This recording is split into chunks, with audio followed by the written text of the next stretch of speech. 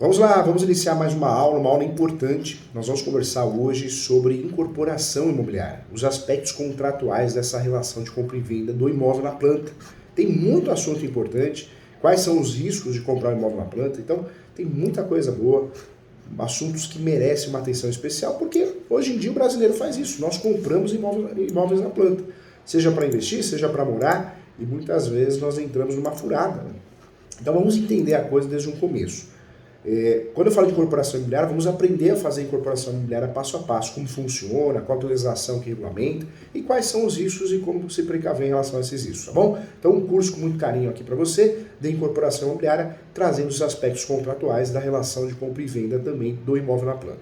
Vamos iniciar então falando sobre a incorporação imobiliária, e nós temos aí a fundamentação, a Lei 4.591 de 64, ainda é a lei aplicada na incorporação imobiliária. A falta de compreensão sobre incorporação imobiliária, bem como também sobre a legislação que regulamenta esse assunto, esse processo, além dos aspectos contratuais, costuma gerar uma série de reclamações aos órgãos de defesa do consumidor. PROCON, IDEC, Reclame Aqui, muitas reclamações, além de ações judiciais. Então é importante compreender, é importante dar essa assessoria a uma construtora, a uma incorporadora e também classificar, cada um tem o seu serviço, nós vamos conversar sobre isso, tá? Em linhas gerais, a compra e venda de imóveis envolvendo incorporações é uma negociação muito comum, cada vez mais. Trata-se de casas, apartamentos, unidades comerciais em condomínio, também sim conhecida como unidades autônomas, as quais podem ser vendidas mesmo quando ainda estão em um projeto, uma obra na planta, ainda no memorial descritivo. Assim, a incorporação imobiliária, gente, é importante falar, ela opera com planejamento, a estruturação, as etapas para a realização do empreendimento. Como frequentemente esse processo implica em pagamento antecipado e recebimento posterior do produto, a legislação existe e interessa ao consumidor, sim, é aplicado com a defesa do consumidor, a Lei 8.078, pois protege os interesses do consumidor. Da parte das incorporadoras, interessam as normas, né, nesse âmbito das questões de gestão de risco, chamadas também como compliance. Afinal, é fundamental para qualquer atividade empresarial evitar a fraude, fraudar a lei e ter problemas também fiscais, né, é um fato importante. Para entender melhor esse assunto, vamos lá, vamos bater um papo sobre isso. O que é incorporação imobiliária, professor Júlio? Vamos trazer para você. Incorporação imobiliária é um conjunto de processos voltados para a construção de empreendimentos com unidades autônomas, com a finalidade de alienação. Isto é, gente, a venda ainda é na planta, ocorre na planta, através de um projeto, uma expectativa de direito. Por isso o contrato correto de venda de imóvel na planta é o promessa. O brasileiro, eu sempre falo com o advogado, o primeiro erro do advogado aqui não é da área, o corretor, é fazer um contrato de compra e venda. Tudo é compra e venda, e não é. Quando eu vendo um imóvel na planta, eu tenho que vender através de um contrato de promessa. Compromisso, a coisa já existe. Existe uma obrigação de fazer, de pagar, talvez alguma questão de obra, arquitetura, né? Então, compromisso, a coisa já existe. Existe uma obrigação de fazer de um lado ou de outro. Já quando eu compro imóvel na planta, o contrato correto é o contrato de promessa, tá? Eu lembro a você que os contratos do direito civil são tratados como contratos em espécie. Lá no direito civil nós somos muito teóricos. Muitas vezes o preliminar, promessa, compromisso se confunde, nós entendemos que é a mesma coisa. No direito imobiliário, no mercado imobiliário, não podemos fazer essa confusão.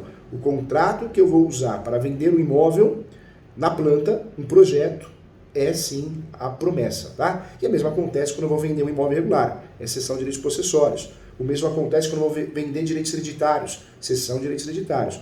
Aqui, no direito imobiliário, no mercado imobiliário, não podemos dizer que o contrato é tudo igual, não, porque aqui nós temos uma mudança de título que vai impactar no registro, na averbação, então não podemos fazer dessa forma, tá bom?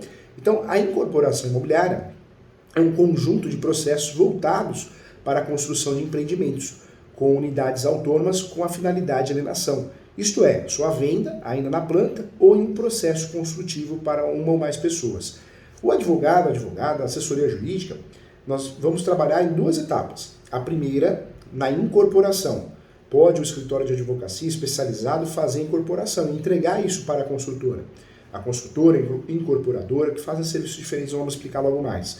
E pode trabalhar só na segunda etapa, que é a pós-venda, analisando questões de relação de consumo, fazendo acordos, extratos, fazendo contestações de ações de rescisão, de perdas e danos.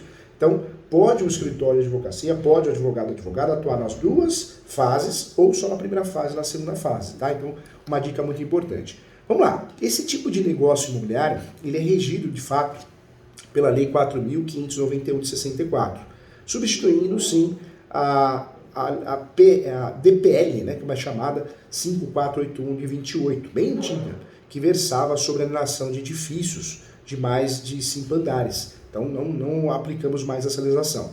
As incorporações, cuja figura é definida no artigo 29 da Lei 4.591 de 64, englobam pessoas ou empresas, tá, que incumbem da realização de um empreendimento imobiliário em um terreno que pertence a outro proprietário. Dessa forma, gente, eu quero trazer para você que a incorporação ocorre, né, incorpora-se um imóvel ao terreno, e além dessa parte construtiva, esse tipo de atividade envolve também a comercialização das unidades em construção ou a ser construída, né? Isso nós temos um planejamento, por isso o contrato é de promessa, porque estou vendendo uma unidade que não existe ainda, uma fração ideal, um sonho. Eu brinco muito com os alunos, o sujeito para com a noiva e fala, vamos morar naquela casa, tá vendo a janela ali, com a violeta na janela? É compromisso. Se o sujeito para o carro, para a moto, a pé e fala, vamos morar nessa casa aqui, que casa? É um terreno baldio? É uma incorporação, tá? Então cuidado com isso. Vamos lá. Além da parte construtiva, esse tipo de atividade envolve a comercialização das unidades em construção ou a serem construídas, de quais os compradores tornam-se, de certa forma, investidores. Da perspectiva dos promissários ou cessionários compradores, é fundamental ficar atento ao memorial da incorporação, documento no qual a incorporação se compromete a entregar os imóveis de acordo com as condições legais e as características estabelecidas e especificadas no ato da alienação. Outra lei que incide sobre essa atividade é a Lei da Relação de Consumo, 8.078 de 90, o Código de Defesa e Proteção ao Consumidor, que existe para assegurar os direitos do cliente, tá? Vamos lá, como funciona a incorporação imobiliária? Então vamos dividir em etapas para ficar didático. Já falei aqui que a atuação do advogado ou advogada pode ser na primeira etapa, na primeira fase, no registro da incorporação e nos contratos de promessa, ou só na segunda fase, no pós-atendimento, ou em ambas, tá? Vai depender do serviço que você quer prestar. Lembrando que incorporador incorpora, construtor constrói e o banco financia. Nós temos 3 agentes diferentes.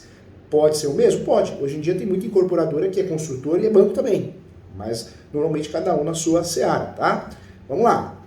Quais são as etapas da incorporação de imóveis que podem se resumir e ficar bem didático para você? Vamos lá.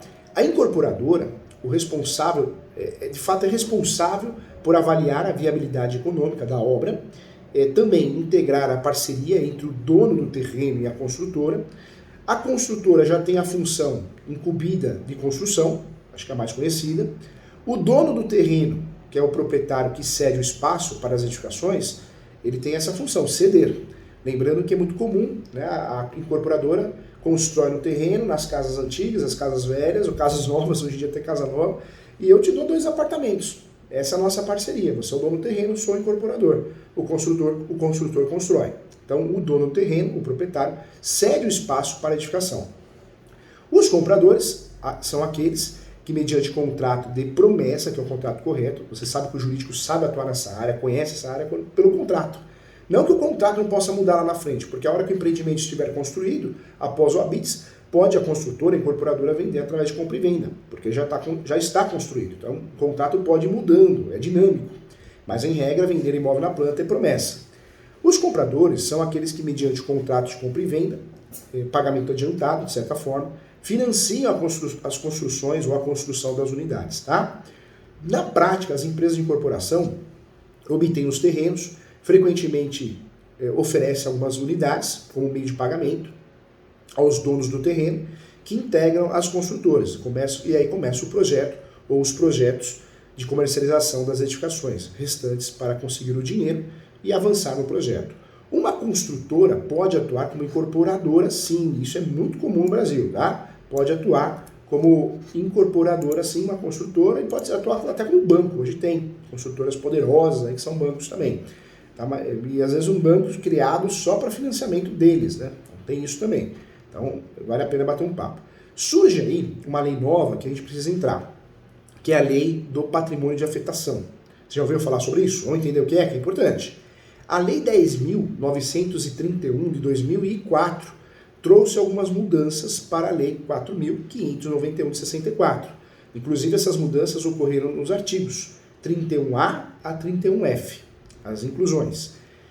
Essa lei e esses artigos regulamentaram o chamado patrimônio de afetação, que é a separação entre o patrimônio da incorporadora e o patrimônio do empreendimento.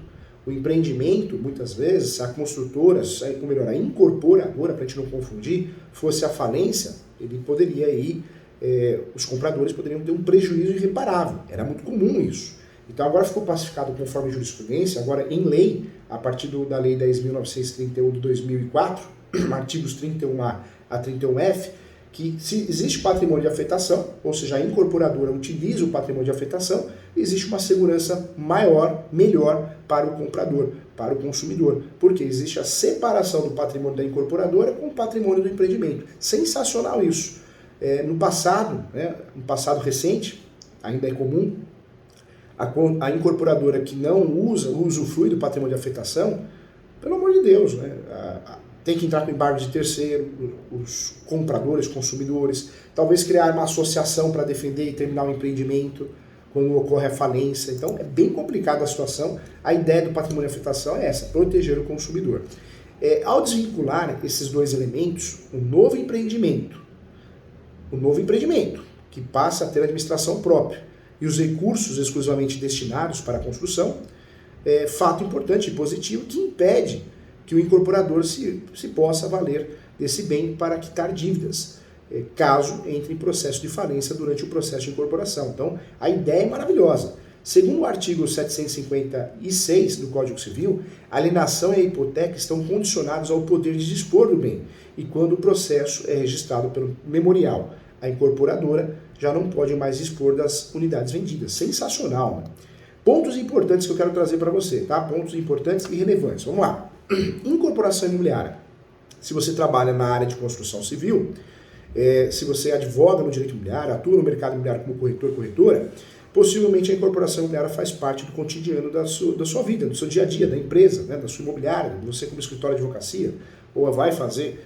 No entanto, você provavelmente não conhece todos os procedimentos e documentos necessários para poder acontecer essa incorporação, e eu quero trazer para você.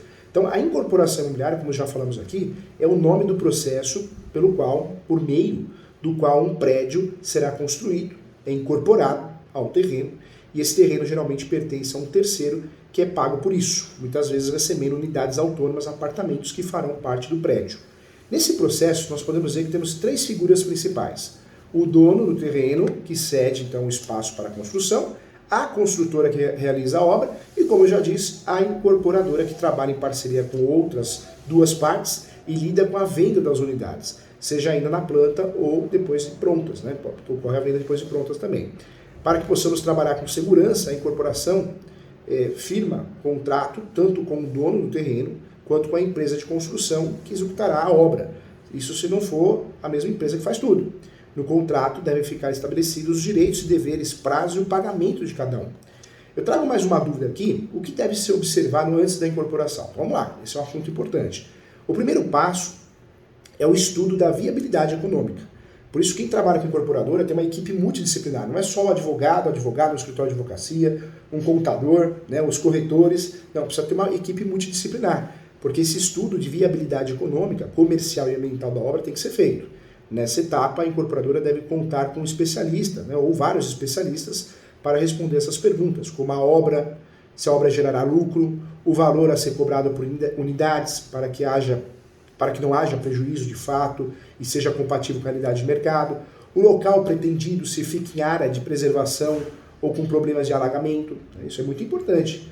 Antes de adquirir a área ou os direitos para construir, também é preciso avaliar o solo, a vizinhança, descobrir também se o mercado consumidor pretendido, classe A, B ou C, tem esses estudos também.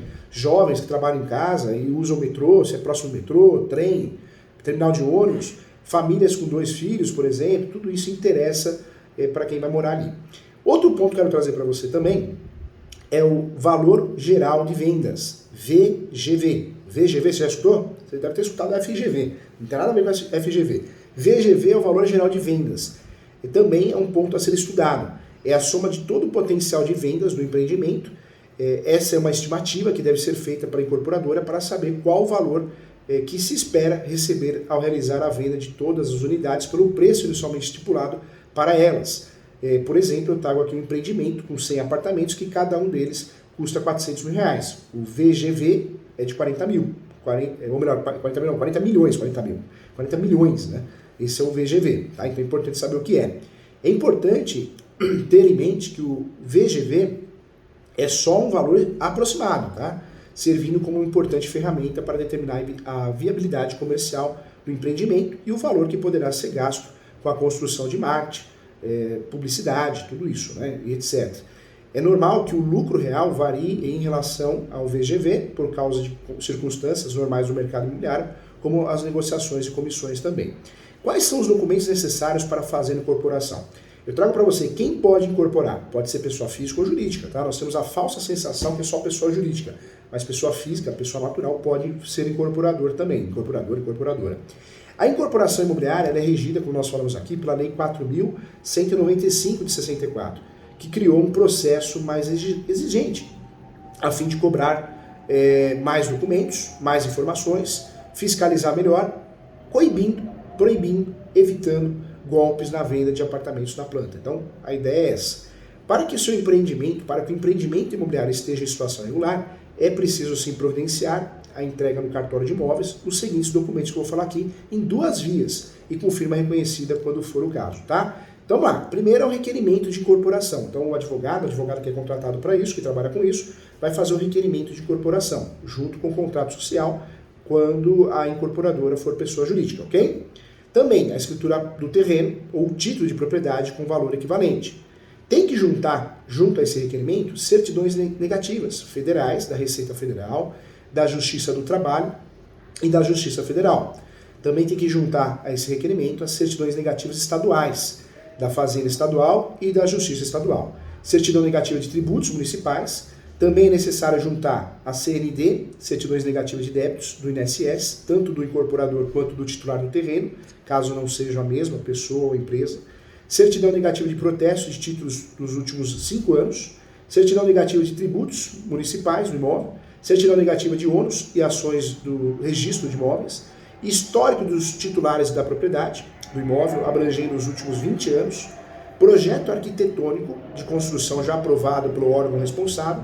E as tabelas dos quadros da NBR, né, 12.721 de 2006, devidamente preenchidos, conforme o inciso 1 até o inciso 8, pelo engenheiro responsável, discriminando as especificações técnicas da obra. Tá?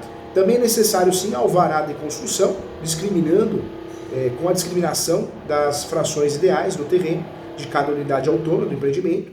Atestado de idoneidade financeira, esse documento deve ser elaborado por empresa de crédito que opere no Brasil há pelo menos 5 anos. Declaração descritiva da garagem, chamada declaração descritiva da garagem, que é o número de veículos e disposições planejadas. Declaração sobre o empreendimento de estar ou não sujeito a um período de carência de 180 dias. E é importante saber que os documentos só poderão ser entregues no cartório se tem jurisdição sobre a região onde o empreendimento será realizado. Tem que ser no cartório competente, tá? Um ponto importante também, tá bom? Vamos lá, o que eu quero trazer para você nesse momento então? Então, sabendo disso, como que é feita a incorporação, quais são os documentos, nós temos algumas situações importantes a serem resolvidas. Eu consegui registrar no cartório o empreendimento, a incorporação, e agora, como que eu vou vender isso? Contrato de promessa. Tá, isso é pós-atendimento, pós-atendimento. E o que pode ocorrer em relação ao pós-atendimento? Então, nós temos diversas situações importantes aí. Primeira situação, eu quero bater um papo com você, é o vício oculto. Quando você constrói algo e esse empreendimento começa a apresentar defeitos, rachaduras, defeitos, né, que você só descobre morando. É um motivo para você sim pedir a rescisão do contrato. Nós temos o distrato, que é um acordo entre comprador e incorporadora para rescindir o contrato. Distrato, amigável, consensual. Se eu construtora não quero rescindir o contrato, vai virar ação de rescisão. Então a parte compradora poderá ingressar com uma ação chamada ação de rescisão de contrato, com tutela antecipada e devolução dos valores pagos. Essa ação eu posso acumular prejuízos materiais e danos morais também, tá bom? Não é fácil conseguir, mas eu posso acumular. Além do vício oculto, o atraso na entrega da obra também é possível eu utilizar para fazer o uso da ação de rescisão. Outro motivo para pedir rescisão, furto de metragem. Tem muita construtora, incorporadora que furta a metragem, vende uma coisa, mas você vai medir outra. Isso acontece muito. Então, tudo isso é impactante para que você consiga sucesso na ação de rescisão de contrato com tutela antecipada. Então, é importante bater um papo sobre isso. Quando nós falamos aqui do atraso na entrega, é muito comum o atraso, né? O atraso na entrega da obra, do empreendimento imobiliário, das chaves, né? Do apartamento que você comprou. Esse atraso, existe um período de carência de 180 dias. Então, em regra, o atraso superior a isso geraria motivo para a rescisão do contrato e a devolução dos valores pagos também, tá bom? Então, importante. Vamos voltar aqui na preparação para a incorporação. A incorporação imobiliária é um investimento que pode trazer bom retorno ao longo prazo, contudo, por ser uma atividade que demanda um grande lapso temporal para execução, é também grande alavancagem, eu falo, inicial e fundamental para que se faça um planejamento bem feito e que se estruture toda a operação de forma correta, seja nos aspectos jurídicos, contábeis ou financeiros. E a partir desse momento em que se encontra um terreno interessante para isso, deve-se fazer um estudo de viabilidade, nós já falamos aqui ambiental, considerando o possível empreendimento projetado para o local e o que deve ser precedido também a associação, um estudo de viabilidade jurídica. Mas o primeiro passo é fazer o due diligence, né? Depois do due diligence eu vou fazer um contrato de parceria, de cessão de direitos com o dono do terreno, cessão de direitos, parceria, mas o due diligence vem antes. O que é o due diligence? É uma das primeiras medidas a serem tomadas pela incorporadora a fim de que se faça, né, uma boa preparação para a incorporação imobiliária. É a contratação de um escritório de advocacia especializado para a realização de uma auditoria. Então eu vou levantar certidão do distribuidor civil, da esfera estadual, esfera federal, criminal da esfera estadual federal, certidões trabalhistas, certidões de protesto, tudo em nome do proprietário do terreno, do imóvel, para verificar se aquele imóvel eu não corro o risco de investir ali e depois perder. Então o due diligence é isso. Então também uma topografia, um georreferencial quando trata-se de um imóvel rural, isso é muito importante para que a gente tenha sucesso na demanda, né? Tenha sucesso no empreendimento imobiliário. Aí quando eu fiz o due diligence, deu tudo certo, aí eu preciso fazer a aquisição do terreno. Eu posso comprar o terreno, é muito comum também, ou eu posso fazer um contrato de parceria. Entre os principais modelos usados é o contrato de compra e venda, compro o terreno literalmente, ou compro a cessão de direitos possessórios, regularizo para depois fazer o empreendimento imobiliário. Mas o mais usual, a incorporadora, a empresa atuante no ramo, é adquirir o terreno do proprietário originário com a pretensão de executar o empreendimento. E a aquisição pode ser feita a partir de uma compra e venda, de uma cessão de permuta, tá? O contrato correto. Cessão de permuta, simples ou permuta com torna, sendo esta a opção a mais comum, a mais utilizada. Vamos explicar aqui, quero explicar para você as modalidades utilizadas de permuta e quais são a física e a financeira, né? Mas quero aprofundar muito bem o tema para que você possa entender e ninguém enganar você. Vamos juntos aqui, vamos lá, vamos entender isso então. Trago para você a elaboração da minuta, né, contratual para aquisição do terreno junto ao proprietário original. É também uma etapa muito importante, devendo, inclusive, usar como instrumento para refletir bem em relação aos detalhes e o negócio dar certo. Eu trago para você que como a aquisição do terreno pela incorporadora possui uma finalidade de construção do empreendimento imobiliário, esse depende de uma série de estudos de viabilidade. Então, o due diligence, os estudos. Depois que tudo isso deu certo, eu vou para o contrato. Vamos tratar do primeiro contrato então. O primeiro contrato é a permuta física. Professor Júlio, o que é essa permuta física? A permuta física consiste na aquisição do terreno pela incorporadora, em contrapartida à cessão das unidades imobiliárias futuras ao proprietário, que são dadas em pagamento do terreno. A permuta física, gente, pode ser integralmente física, sem que envolva o pagamento em dinheiro, ou pode envolver o pagamento de uma torna, tá? Ou seja, a transferência de uma parte do valor do terreno em espécie, em condições negociáveis para as partes. E o restante do valor pago com a transmissão da propriedade de algumas das unidades futuras ao dono do terreno, tá? A permuta física com torna, ao lado da permuta financeira, é sim a espécie de permuta mais utilizada para essa operação. A incorporadora recebe formalmente a propriedade de apenas parcela do terreno, remanescente, a fração ideal, correspondente às unidades futuras prometidas ao proprietário sobre a titularidade dele. Ou a incorporadora recebe a propriedade na íntegra do terreno, após as edificações das unidades autônomas, transmite ao proprietário aquelas unidades que lhe foram prometidas. Então, acontece isso. É a chamada adoção de uma ou outra opção, seja a permuta física, que será mais ou menos vantajosa à incorporadora, a depender de certas particularidades do caso, né? Isso é importante. A permuta financeira, a grande diferença da permuta com a permuta física, é que na permuta financeira o proprietário do terreno, em contrapartida, a alienação do bem à incorporação, receberá participação financeira nas vendas das unidades autônomas. Então isso também existe. E dessa forma, ao invés de imóveis físicos, podemos dizer sim que o proprietário do terreno obterá condições estabelecidas entre as partes envolvidas a um percentual em dinheiro do valor geral de vendas, o VGV, que eu falei para você em relação às unidades, tá? É importante bater um papo sobre isso. Então, em relação à permuta, você já sabe agora quais são os contratos utilizados e quais são os contratos que devem ser utilizados na prática. Isso é importante para que a gente possa entender muito bem o tema, ok? Vamos lá. Trago para você então as fases da incorporação. Estudo e viabilidade técnica, negociação e celebração do contrato particular com o proprietário do terreno, due diligence, planejamento de infraestrutura e elaboração do projeto, submissão do projeto à prefeitura do município e análise para aprovação, celebração do instrumento competente para aquisição do terreno, registro da incorporação em cartório, execução da obra e das unidades na planta ou depois concluídas, e a expedição e averbação em cartórios de certidão de baixa, né, o chamado ABITS, para poder dar andamento. E a execução do serviço de manutenção e pós-vendas durante o prazo de garantia, tá? Então, importante aqui. Vamos lá. Em relação à venda, então, posterior à construção, aí sim nós vamos entrar na compra e venda. Compra e venda que deverá ser feita por instrumento público, para que consiga atingir e respeitar o artigo 108 do Código Civil, que trata que toda transação imobiliária acima de 30 salários mínimos deve ser feita por escritura pública, tá bom? Então, importante. Vamos lá, dicas importantes nessa relação contratual. Agora nós não estamos mais advogando para a construtora, para a incorporadora. Nós estamos advogando para o consumidor, somos advogados do consumidor. Quais dicas nós vamos dar para que a transação imobiliária de imóvel na planta seja bem feita, para que eu não corra risco? Vamos lá. Primeiro, conhecer bem a construtora. Eu posso pesquisar através de certidão de distribuidor civil, pesquisar no site do TJ, para ver se ela tem muito processo, muita reclamação. Uma ou outra vai ter, porque o ser humano é encrenqueiro, também ele arruma problema onde não tem. Mas se é uma construtora séria, vai ter poucas reclamações, não vai ter muitas, né? Então é uma realidade.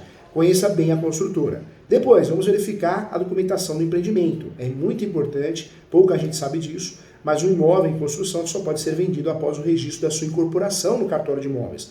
O registro da incorporação, conhecido pela sigla RI, Registro de Imóveis, contém uma descrição do que será construído e identifica quem vai administrar a obra e quem efetuará a construção. De fato, os responsáveis pelo empreendimento. A verificação do registro de imóveis é um passo básico para quem está adquirindo imóvel na planta ainda em construção, hein? Depois, a próxima dica é guardar toda a documentação correspondente.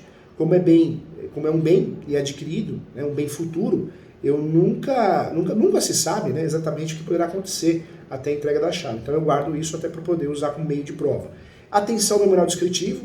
Tudo que vai ser usado na obra tem que aparecer no memorial descritivo, então é uma outra dica importante. Como o imóvel na planta ainda não pode, né, na verdade ainda pode não ter sequer a construção iniciada, no momento das vendas, o mais próximo ao que o comprador pode entender que vai ser feito é o memorial descritivo, né? É estar da sua unidade através da leitura do memorial descritivo, que é o documento responsável por conter todas as características materiais a serem utilizadas, tá? Uma leitura crítica do memorial descritivo pode evitar muitas dores de cabeça ao comprador dos imóveis na planta, ainda mais sabendo que nem sempre os apartamentos decorados expostos à venda correspondem à realidade do que o consumidor encontrará quando receber a chave. Isso é muito comum, hein? É muito comum. Vamos lá, dar preferência a empreendimentos que sejam financiados ou possuam seguro fornecido por instituições financeiras renomadas. Por mais que o consumidor analise a documentação do empreendimento, a construtora seja confiável também, é sempre bom ter uma instituição financeira que seja, de fato, né, que seja financiadora do projeto, que tenha seguro de obra, tá? Isso é muito importante, ok? Também é importante negociar as cláusulas para o caso da desistência do contrato, muito importante. Em tempos de crise econômica, é bom sim se precaver ao máximo e é possível então que o comprador se abstenha ou tenha foco em negociar sobre as cláusulas que tratem da desistência do contrato, então sempre importante prestar atenção nisso. Formalize tudo por e-mail, ou WhatsApp, tem que formalizar. Formalize toda a transação no cartório, isso de imóveis também, isso é muito importante, isso dá garantia também de você ter direitos, né, e certamente conseguir ter aí uma defesa digna em caso de rescisão de contrato, ter uma ação bem fundamentada, tá bom? Então, isso é importante. Eu agradeço a você, mais uma aula importante aqui, né? Uma aula que passou rápido, mas uma aula que faz toda a diferença. E quero muito que você agora não erre mais, tá bom? Tem perguntas? Vamos ver? Tem perguntas. O Rafael Rosa, posso fazer uma permuta sobre um assunto diferente da palestra? Claro que pode.